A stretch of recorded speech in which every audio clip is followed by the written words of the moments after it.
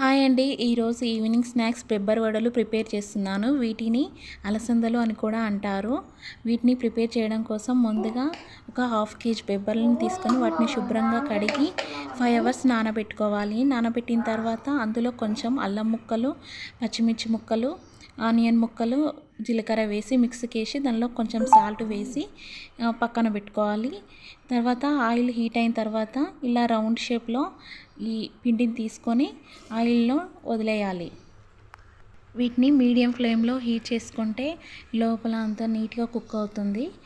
So medium ఫ్లేమ్లో heat చేసుకోవాలి.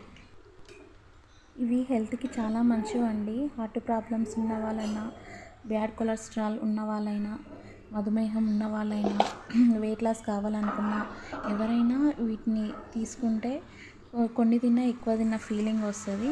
So ఈజీగా డైట్ మెయింటైన్ చేయొచ్చు.